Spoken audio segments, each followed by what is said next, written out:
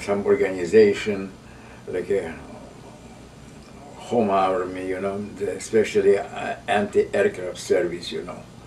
It's only for a very short time, for 3 weeks. So we've been in post, you know, with the anti-aircraft, you know, this one here. We have the uniform already, but we're not in the regular army. There have been patriotic movement in Poland. They said, well, we have to fight. We have to fight, especially in young people, in my generation, that we have to fighting for our country. We can't leave it. We can, you know, this one. Even we don't realize how the really situation was bad, you know. But the German, when they coming, you know, with the big force, and but nobody believed it that they'll be, you know, they'll be throwing out, you know, in 3 weeks. Everybody believed that the war will be maybe much longer, and they have the difference that well, I am in the list to be in prison. So I decided to escape, to leave the house, you know, and escape abroad, you know, to go any place, Romania or Hungary, and then escape. But it was not a fortune. I couldn't cross the border easy, because the border was really already guarded by the special Russian troops. I tried to escape and tried to cross the border 3 times, but at the third time I was wounded first time, and I was transported to Odessa, to the prison of Odessa. At that time was very few, not exactly the number, but was an 4-digit number of people, you know, over there in Odessa. I don't know, it was 5,000 or 6,000 people over there in terrible condition. I was over there for 18 months in the prison. After I received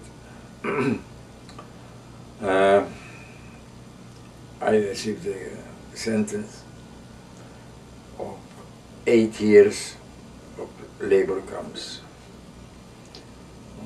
They transported us in different prison, then they brought us to the northern part of Siberia, Arkhangelsk Oblast, that was the Vorkuta number 2. Vorkuta number 2 was a big section of the labor camps, and nobody know what it is, nobody know what it is going on over there, because nobody escaped from that. It's in England for a couple of years, they were mobilized, and I was very, very disgusting, because I have no room and I have no way to come back to our country. Our country was occupied by the Russian regimes, not really Russianism, but communist regime.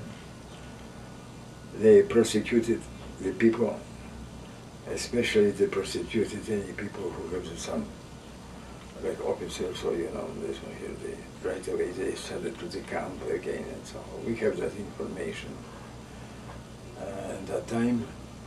So I decided to try get some, especially some education. I have no money to go to the university, and I even passed the exam, but I have no money to, you know, to go really in university. But I will already have 1 year started, you know, in Poland. So I went and finished Manchester Electronic College, you know, that was 2-year college. So I get some trade. And I emigrated in 1948. we got married, and with my new wife, I emigrated to South America. I was 5 years in Argentina. In 1953, I decided to come into Canada. At that time was already part of my family, was my mother here.